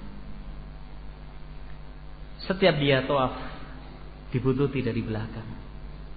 Dan wanita itu dia merasa ada sesuatu yang aneh. Di belakangnya ada sesuatu yang ganjil. Kemudian dia tahu, oh ada seorang laki-laki membuntuti dia. Kemudian dia panggil saudaranya, tolong temani saya tawaf, menyelesaikan tawaf. Kemudian laki-laki yang tadi buntuti kemudian mundur menjauh. Kemudian wanita tadi mengucapkan syair, yang saya lupa syairnya, yang intinya yang namanya serigala itu akan memangsa kambing bila tidak dijaga oleh anjing. Namun kalau kambing itu dijaga oleh anjing, jangan harap serigala akan apa? Mendekat. Artinya mahram itu betul-betul besar sekali fungsinya, akan menjaga seorang wanita dari terjerumus ke dalam yang tidak baik, dan akan memberikan pertolongan di saat sangat butuhkan. Karena wanita secara fisik dan secara kejiwaan itu lemah. Sehingga sulit jika ada di sana serigala berkepala hitam, ya, ingin berbuat jahat kepadanya. Di saat tidak ada, ya anjing, istilahnya anjing di sini, ya akan apa? Siap menghalaunya. Kisah yang disebutkan tadi adalah ibrah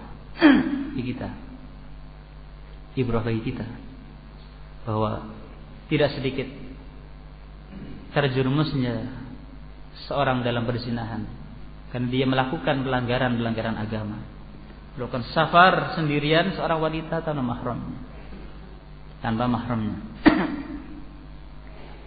Kemudian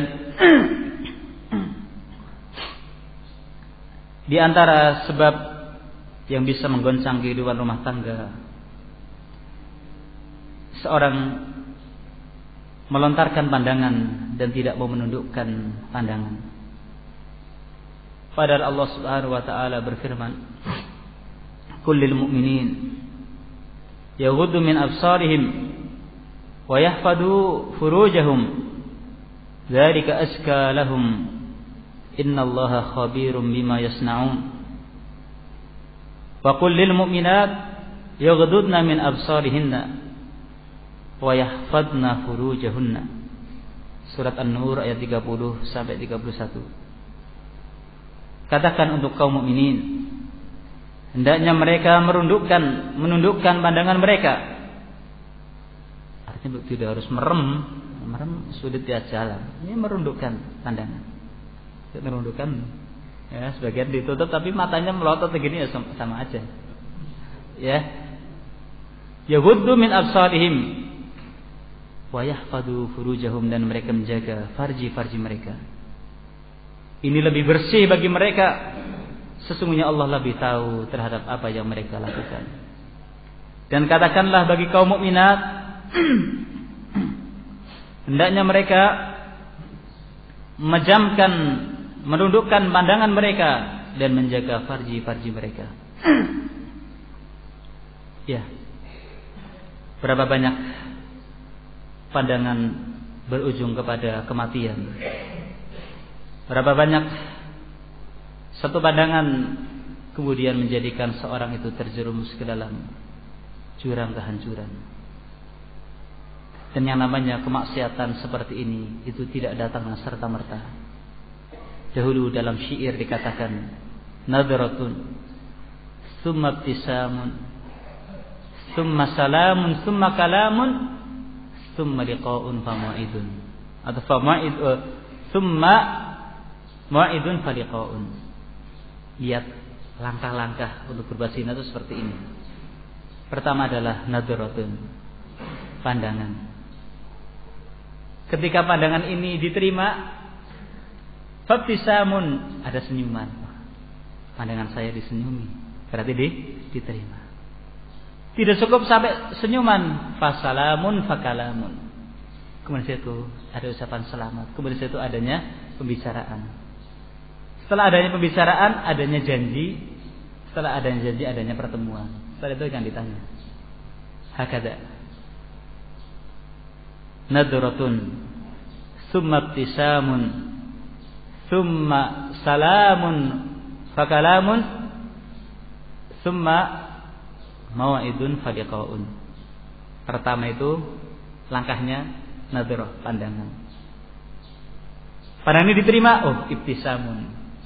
Pandangan ini diterima dengan senyuman. Setelah itu salam, ucapan salam. Tadinya salam. Kemudian terjadi kalam. Setelah salam kalam, pembicaraan. Setelah itu terjadi perjanjian. Setelah itu terjadi perjumpaan. Ya akhi, seperti itulah iblis dalam menggoda manusia. Tahap demi tahap dilakukan agar manusia terjerumus ke dalam apa yang dilarang oleh Allah Subhanahu wa ta'ala. Berapa banyak wanita yang minta cerai setelah dia melihat laki-laki lain lebih ganteng dari suaminya. Berapa banyak seorang wanita dicerai oleh suaminya setelah suaminya melepaskan pandangannya melihat ke sana kemari. Ya akhi, di atas orang yang cantik ada yang cantik lagi. Di atas orang yang ganteng ada yang ganteng lagi. Dan tidak akan pernah selesai urusannya. Ketika seorang memperturuti keinginan dirinya dan tidak mengerti akan akibat dari perbuatannya, maka dia akan hidup sengsara, menjadi budak hawa nafsunya. Kemana hawa nafsunya mengarahkan, dia pun akan menjalankannya. Sungguh sengsara bila seorang menjadi budak hawa nafsunya. Bukan hawa nafsunya ditundukkan untuk mengikuti kebenaran di Rabbnya.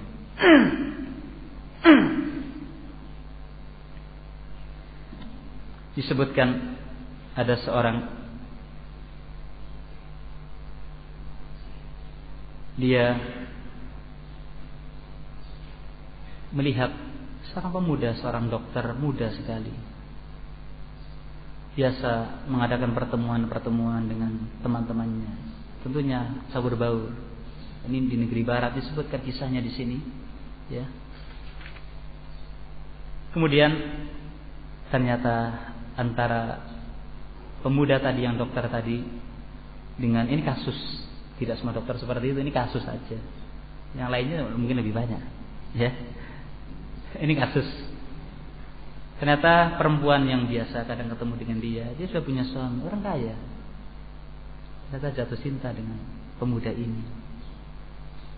Pemuda itu pun jatuh cinta. Kemudian akhirnya mereka berdua lari dari mereka. Akhirnya sebelumnya untuk lepas daripada suami dan anak-anaknya, maka dokter muda tadi mengatakan, kamu racuni suamimu dan anakmu. Racuni. Ya subhanallah. Hasad menjadikan seorang tega melenyapkan nyawa orang lain yang tidak berdosa. Seperti ini kondisinya. Kemudian sang perempuan tadi pun tega meracun suaminya, meracun anaknya, si buah hatinya. Subhanallah, demi nafsunya tega membunuh anaknya. Ayam pun tidak akan membunuh anaknya, tapi ini manusia lebih kejam dari binatang. Setelah mereka berhasil membunuh, berhasil membunuh suaminya dan anak-anaknya, kemudian mereka lari. Kemudian mereka ketika menaiki mobilnya terguling, kemudian hancur dan keduanya pun mati. Seperti inilah kisah tragis dari orang-orang yang mereka tidak mengerti agama, ujungnya seperti ini. Cukup mereka jadi pelajaran. Bukan kehidupan dunia mereka nikmati, bukan pula kehidupan akhirat yang abadi yang mereka akan dapatkan dari kebahagiaan. Di dunia sengsara karena menjadi budak hawa nafsunya, sehingga kejahatan apapun akan dilakukan, dilakukan. Dan subhanallah, serapi apapun seorang menyembunyikan bangkai, pasti akan tercium juga baunya. Karena disebutkan dalam surat kabar terbitan Saudi Arabia, kisah tragis menimpa kehidupan rumah tangga. Betapa sayatnya ketika kita membaca kisah mereka. Kisahnya seperti ini. Seorang perempuan dia sudah punya anak, jatuh cinta pada seorang lelaki. Kemudian akhirnya laki-laki itu membawa lari perempuan ini, kawin lari. Dia dibawa lari padahal dia masih punya suami. Dibawa lari dengan mobil. Kemudian waktu itu ada operasi di jalan, operasi polisi. Ini ada sesuatu yang mencurigakan. Gak tahu polisi kalau ada kejadian ini kawin lari ini, atau ini membawa lari istri orang. Tapi seorang yang biasa menangani kasus pasti akan tahu gelagat-gelagat yang tidak baik. Ini ada sesuatu, ini ada sesuatu. Orang yang cerdas seperti itu biasanya cepat tanggap. Taunya dari mana? Ketika anak ini nangis terus, nangisnya tidak wajar. Kemudian diberikan pada yang laki-laki, karena ini bukan bapaknya, nangisnya tambah apa? Seru. Nangisnya tambah seru. Seolah-olah anak kecil ini tidak rela kalau ibunya melakukan seperti ini. Seolah-olah anak kecil ini dengan fitrahnya bahwa ibunya telah melakukan kejahatan yang luar biasa. Anak kecil yang masih di ayunan pun merasa bahwa dia sedang dibawa kepada dunia kemaksiatan. Kemudian setelah itu dicek mereka, surat-suratnya, ternyata ini laki-laki ini sedang melarikan apa? Istrinya orang lain. Keduanya ditangkap, keduanya dipenjara. Bayangkan apa yang mereka bayangkan dari nikmat sesaat, kini telah buyar semuanya. Mereka menginap di belakang terali besi, menyesali kenikmatan yang belum saja tercapai oleh mereka, Belum saja mereka mencapai kenikmatan, sudah mengalami nasib yang seperti ini. Kali ini di dunia, bagaimana di akhirat nanti? Cukuplah kisah yang menyedihkan ini menjadi pelajaran. Jaga diri kita, jaga istri kita, jaga anak-anak kita untuk tidak terjerumus ke dalam yang seperti itu. Kemudian kelima sebelum yang terakhir, ad-dukhul 'alal hamu. Masuk kepada ipar, saudara ipar. Ini subhanallah. Umumnya orang itu bermudah-mudah dengan iparnya. Biarlah dengan ipar pergi bareng, ya, sekamar bareng. Terkadang orang nggak curiga iparnya kok, ya kan? Tapi kita tidak tahu apa yang disembunyikan dalam hati seorang. Karena ketika nafsu telah menguasai seorang, hubungan kekerabatan pun akan bisa diputus. Dan orang pun tega membunuh orang lain walaupun saudaranya ketika nafsu telah menguasai diri seorang. Makanya Nabi mengatakan iyyakum maddukhul an-nisa. Faqala rajulun ya Rasulullah ara'aital hamu? Qala al-hamu al-maut. Hati-hati kalian kata Ar-Rasul dari masuk kepada wanita. Kata seorang, wahai Rasulullah, bagaimana kalau itu ipar? Saudara ipar. Dan ini biasanya orang bermudah-mudah. Kata Nabi, alhamu al-maut. Saudara ipar atau ipar itu adalah kematian. Maksudnya, masuknya karib kerabat suami atau ipar dari istri, ya, kepadanya diibaratkan seperti kematian yang membinasakan, di mana fitnah yang muncul darinya lebih banyak, karena umumnya orang itu bermudah-mudah dalam yang seperti ini. Berangkat dari bermudah-mudah, ternyata berujung kepada lepasnya istri yang dicintainya. Ketika nafsu telah menguasai seorang, tidak mempedulikan lagi ikatan silaturahmi. Ketika nafsu menguasai seorang pun tega untuk membunuh orang yang tidak berdosa sekalipun. Kemungkinan seperti itu bisa terjadi.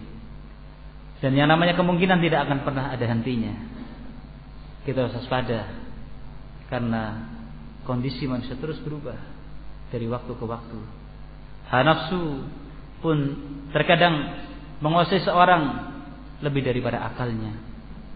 Kemudian yang terakhir, di antara hal yang akan bisa menggoncang kehidupan rumah tangga adalah di saat seorang istri tidak mau mendatangi ajakan suaminya kepada ranjangnya. Tadi sudah kita sebutkan. Dan tentunya seorang suami yang baik, dia akan memiliki cara-cara yang baik agar istri itu mau melayani hasrat dirinya.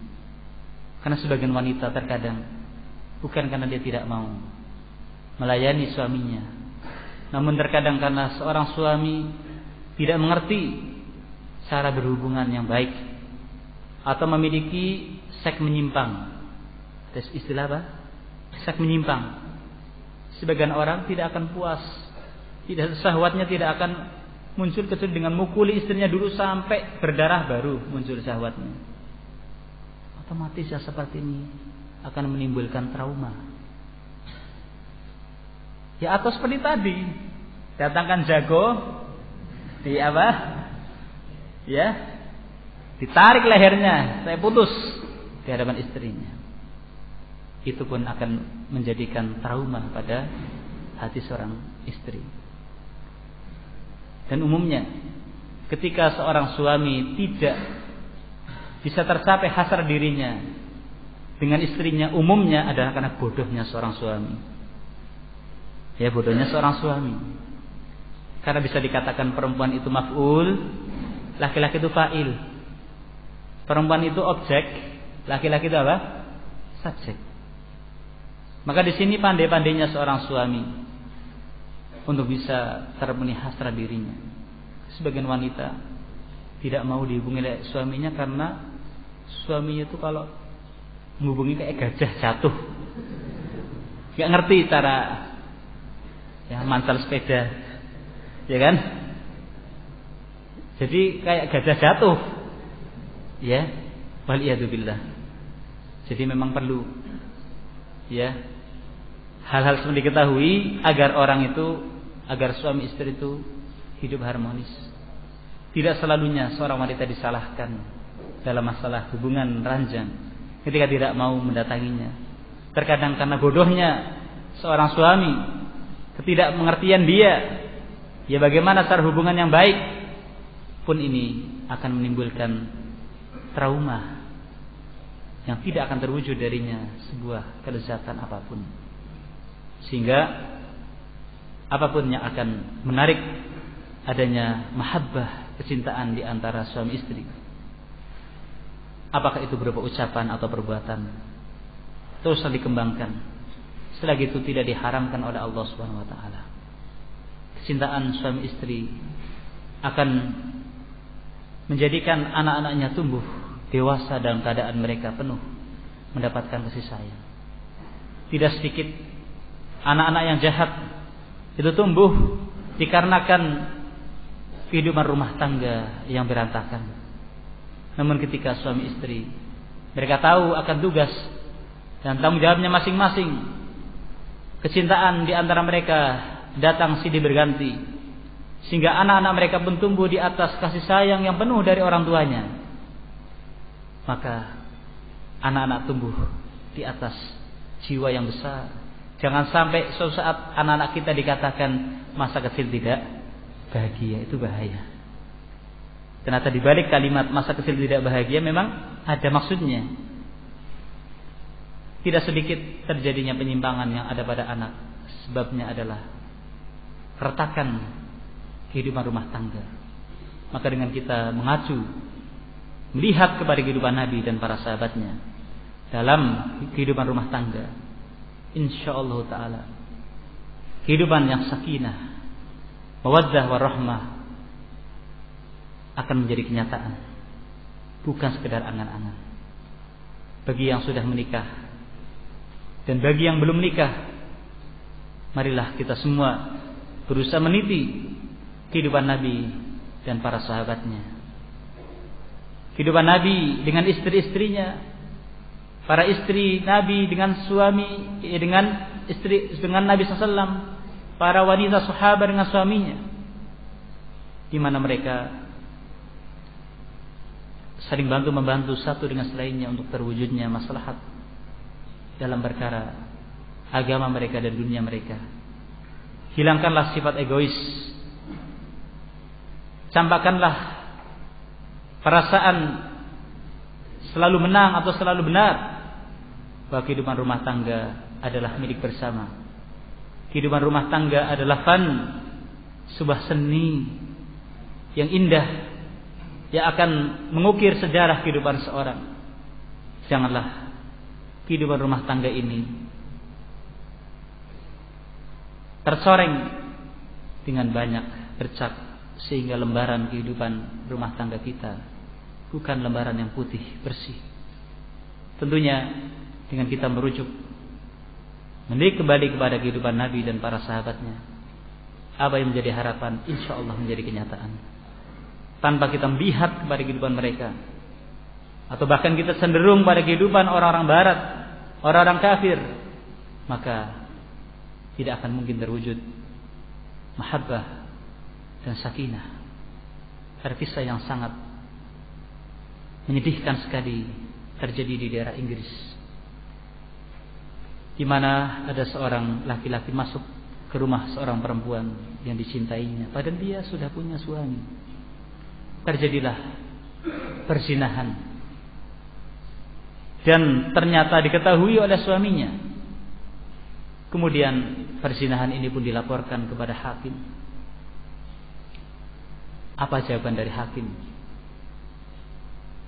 Bahwa biarkan mereka, biarkan hak mereka, kebebasan mereka. Ya, kamu tidak ada hak untuk mengekang istrimu, karena ini adalah hak mereka. Pulanglah seorang suami dengan apa? Menggigit jarinya. Istri-istri dia, rumah-rumah dia, kehormatannya dicabik-cabik, rumahnya dikotori, namun hak dia tidak bisa diambil. Ada dalam Islam, hak seorang akan diberikan secara penuh dan tidak akan terzalimi. Tinggal kalian pilih. Syariat Islamlah yang akan kalian ikuti atau peraturan dan syariat dari orang-orang kafir. Tentunya orang yang ingin selamat dunia dan akhiratnya, syariat Islam yang datang membawa kebaikan, itulah yang diikuti. Demikian wallahu taala alam bisawab. Ini apa yang bisa kita sampaikan pada hari ini. Semoga Allah SWT memberikan kepada kita kekuatan dan kemampuan sehingga bisa mengikuti jalannya Nabi SAW, sehingga nantinya terwujud keluarga yang sakinah, mawaddah warahmah. Demikian wallahu taala alam bisawab. Subhanakallahumma bihamdika asyhadu an la ilaha illa anta astaghfiruka wa atubu ilaik. Wassalamualaikum warahmatullahi wabarakatuh.